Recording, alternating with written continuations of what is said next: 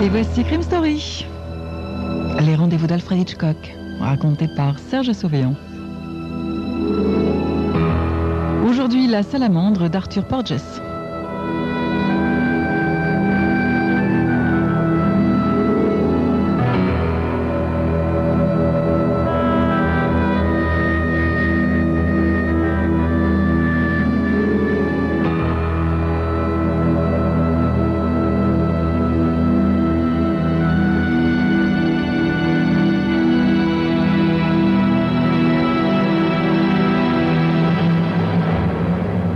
Le tableau, une toile abstraite, spectaculaire, était tout à fait sec et prêt à recevoir sa première couche de vernis. Valdès se saisit de son atomiseur de lac clair et se plaça à environ 45 cm du tableau. Il avait déjà l'index sur le poussoir quand il entendit derrière lui craquer une lame du parquet. Le peintre se retourna avec la rapidité de l'éclair. L'homme au revolver qui s'avançait vers lui à pas feutrés émit un sifflement d'appréciation. Voilà une réaction rapide, monsieur Valdès. Valdès fixait des yeux le revolver, un revolver à canon court, pointé directement sur sa joue. Valdès recula de 2 pas, déposa l'atomiseur sur une petite table près de son chevalet et demanda: « Qu'êtes-vous, monsieur? Que voulez-vous » L'intrus émit un sourire sans joie. Il était jeune, bien habillé, mais sans cette ostentation que l'on associe généralement aux gens de son espèce. On aurait pu aisément le prendre pour un homme récemment sorti de la faculté de droit ou pour un interne des hôpitaux, exception faite de certaines caractéristiques qui n'échappaient pas à l'œil entraîné du peintre. Son regard était froid. Il révélait l'agitation d'un homme violent, d'un homme qui, par conséquent, risque de faire lui-même les frais de la violence. Il révélait également son monstrueux égoïsme, sa haine de la société, cet appétit excessif du pouvoir qui pousse à l'action. Autre signe peut-être moins révélateur, la façon qu'il avait de fumer. Il tirait de petites bouffées de fumée rapprochées, comme si la cigarette avait été un ennemi à détruire. « Qui je suis ?» dit l'homme en abaissant son arme. « Les amis m'appellent Stan. Seulement, j'ai pas d'amis. »« Parfait, Stan, » répondit Valdès. « Mais qu'est-ce que tu cherches? De l'argent? C'est flatteur, mais... je suis un artiste, et par définition, l'argent ne m'intéresse pas, donc je n'en ai pas. C'est pas ton fric qui m'intéresse, l'artiste. Il s'agirait plutôt de ce croquis que tu as fait hier à Seal Point. T'as bien fait un petit croquis hier, hein, l'artiste. Dans le regard sombre de Valdès, jaillit un éclair de compréhension, bientôt suivi d'un éclat plus bref encore de surprise. « Comment as-tu appris ça, Stan ?»« Ta femme parle trop, l'artiste, » dit Stan en allumant une autre cigarette. « C'est comme ça qu'on a été au courant. Chez le coiffeur, il y a un petit moment, elle racontait au monde entier comment il s'était trouvé que son peintre de mari avait fait un croquis du bateau mystère quelques minutes à peine avant qu'il explose et qu'il coule. » Il décolla de ses lèvres la cigarette à demi consumée, laissa tomber le mégot par terre et l'écrasa de la pointe de sa chaussure sur le parquet ciré. « Comment ça se fait que t'en aies encore parlé à personne, à part ta femme ?» demanda Stan. « Avant de lire le journal hier soir, » répondit Valdès, « j'étais loin de me douter que cette histoire intéresserait la police. C'est vraiment dommage que je ne sois pas allé la trouver à ce moment-là. »« Ah, pas pour nous, l'artiste, » dit Stan. « Il nous a fallu un bon bout de temps pour te trouver, tu sais. Le patron t'a repéré du bateau avec les jumelles, mais ça lui disait ni ton nom ni ton adresse, hein. Heureusement, il y a un tas de gens qui ne demandent qu'à l'aider, le patron. C'est un gars qui a du pognon, tu comprends, et tout le monde l'aime bien, à condition qu'il le lâche. » Tu vois ce que je veux dire?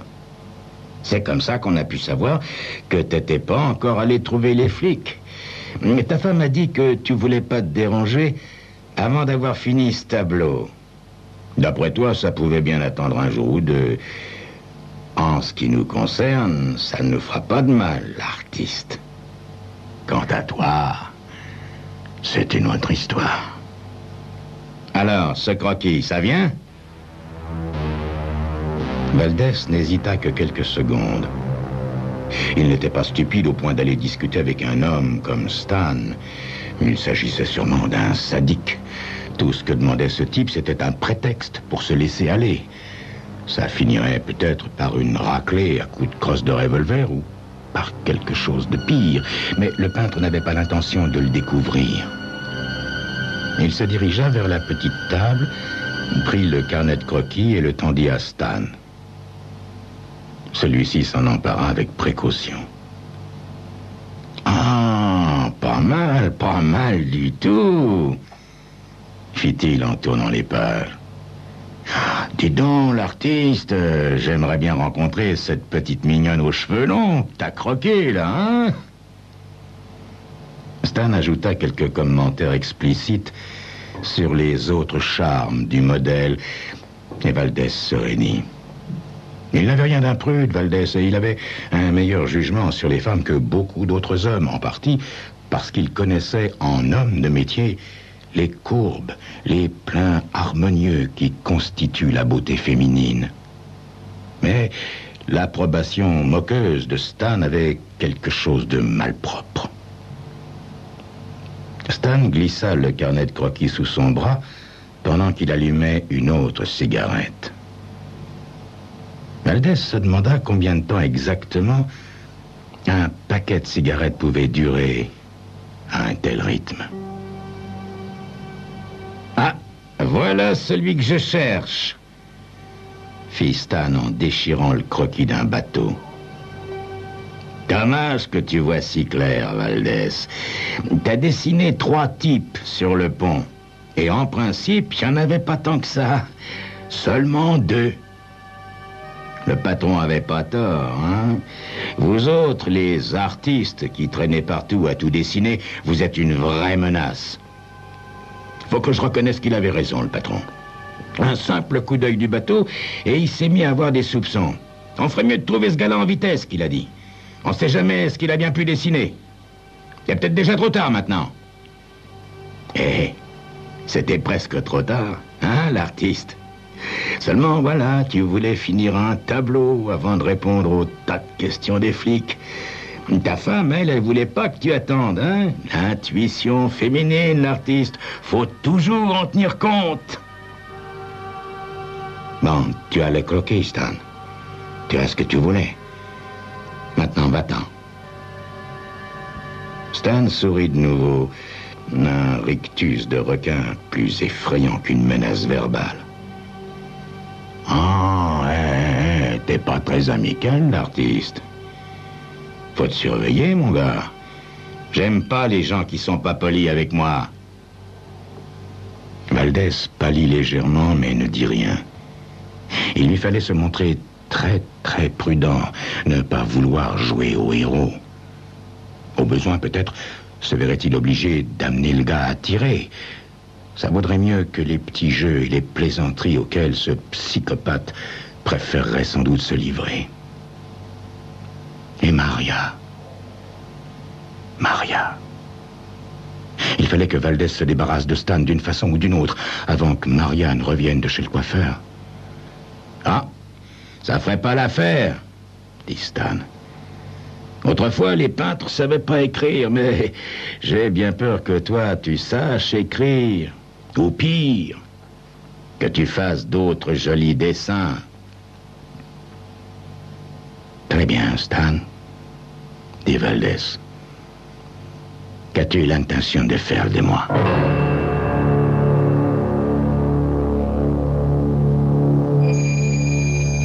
Oui. Toute la question est là. Brutale. Que Stan va-t-il faire de Valdès? Stan, le tueur, sadique. C'est ce que vous saurez dans quelques instants.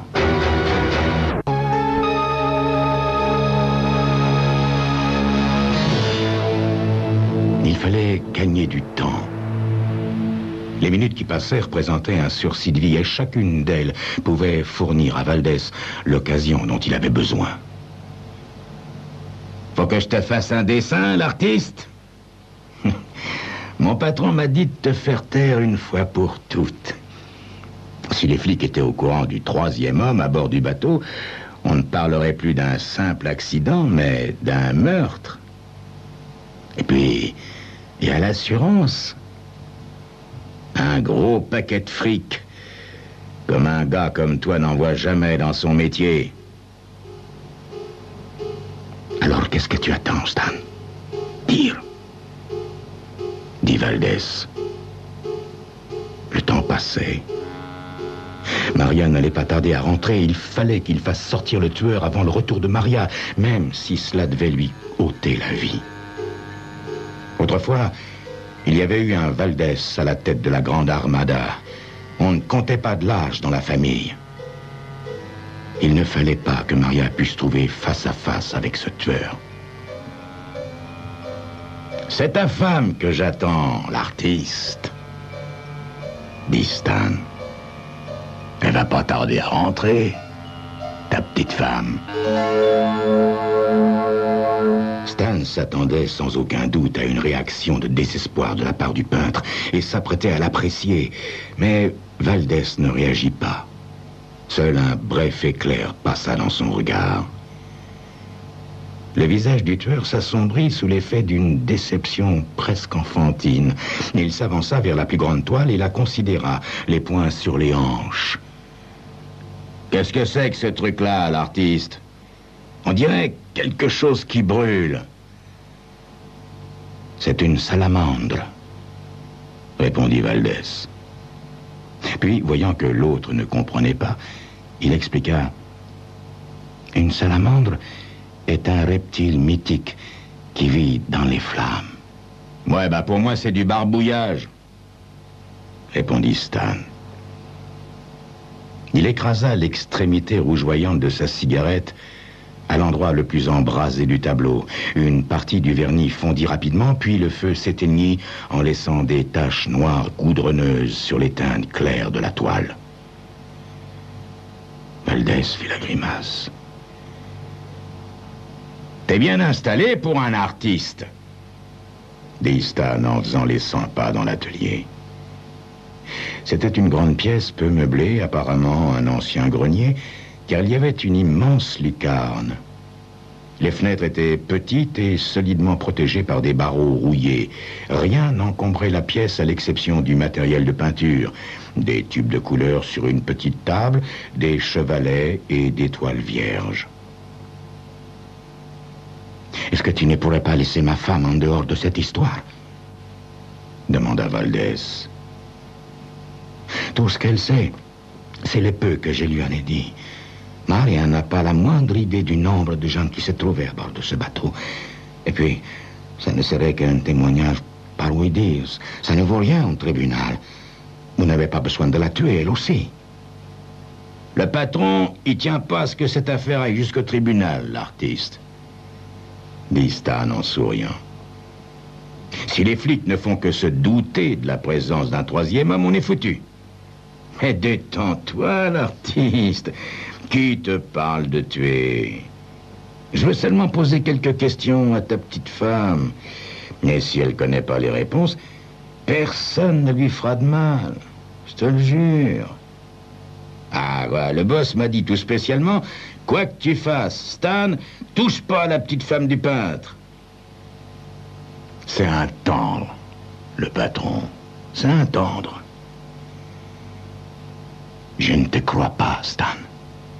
Eh ben, me crois pas, l'artiste, c'est ton problème. Stan tirait furieusement sur sa 10e cigarette. Il jouissait déjà, avant même de tirer. Cela ne faisait aucun doute pour le peintre. Jamais Stan ne laisserait Maria vivante, après l'avoir tuée, lui.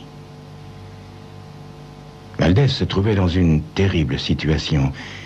Il n'y avait même pas de fenêtre par laquelle sauter. Au diable, ces barreaux et la lucarne. Même un singe n'aurait pas pu passer par là. Il ne pouvait rien faire pour sauver Maria. À cet instant précis, la sonnette retentit. Le cœur de Valdès parut s'arrêter. Sans doute Maria avait-elle encore oublié sa clé. Mais non. Voyons, la porte n'était pas verrouillée puisque Stan avait pu entrer. Donc ça n'était pas Maria. « Qui c'est ?» demanda Stan.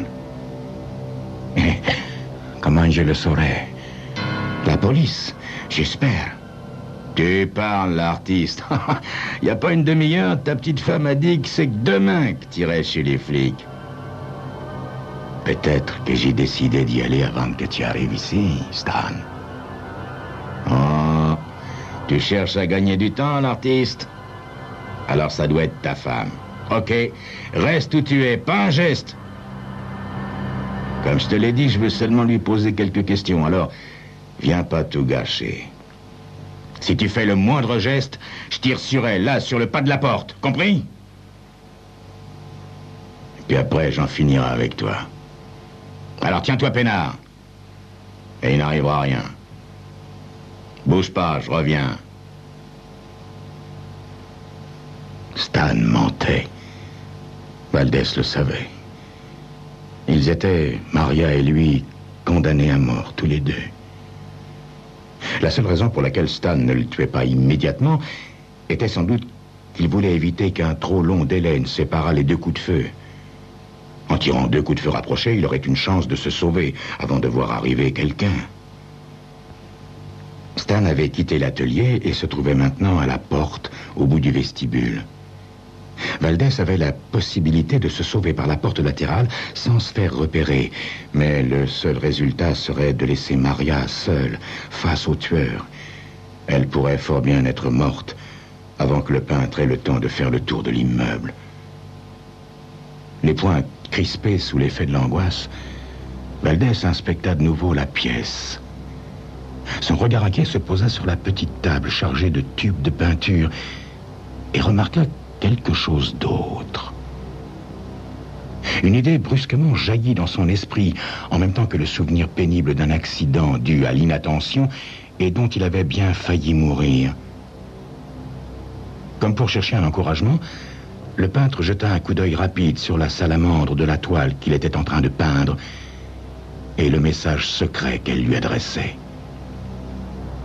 Mais il ne pouvait pas risquer ce qu'il avait en tête si Maria entrait dans la pièce avant Stan. C'était beaucoup trop dangereux. Il tendit tous ses sens afin d'entendre ce qui se disait sur le pas de la porte. Il connaissait cette voix. Ce n'était pas celle de Maria. C'était la voix de Georges, le livreur de journaux qui venait se faire payer. Cela signifiait que Stan allait revenir seul dans l'atelier. Alors, il avait une chance. D'un bond, Valdès fut près de la petite table. Il saisit l'atomiseur de lac, se précipita dans le vestibule et appliqua son pouce de toutes ses forces sur le poussoir. Un épais nuage de vernis s'éleva, emplissant l'air de gouttelettes âcres. Sans cesser d'appuyer, Valdès dirigea l'atomiseur dans toutes les directions. Finalement, lorsque les pas de Stan se firent entendre à l'autre bout du couloir sombre, Valdès retira son doigt du poussoir et, tenant toujours l'atomiseur à la main, se réfugia tout au fond de l'atelier, où il s'accroupit derrière un chevalet.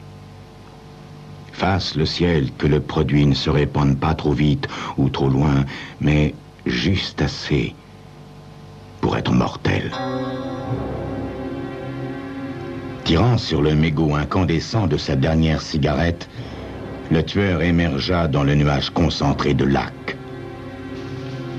Ce devait être sa fin. « Mon Dieu !» commença-t-il, mais il n'acheva pas sa phrase.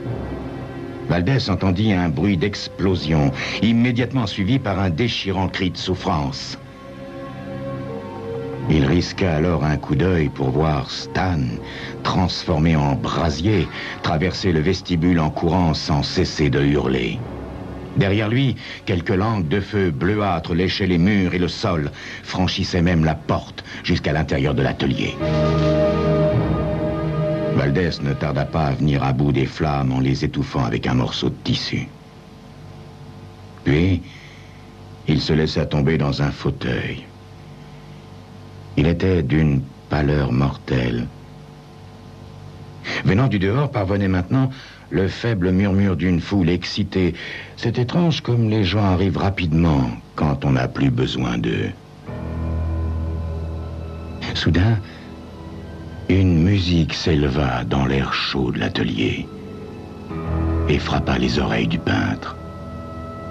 Une musique douce, merveilleuse, apaisante. La voix de Maria appelant son mari. Alors les yeux de Valdès s'emplirent de larmes de joie, comme quand une musique vous bouleverse l'âme. C'était Crime Story, les rendez-vous d'Alfred Hitchcock, racontés par Serge Sauvion, aujourd'hui La Salamandre d'Arthur Porges.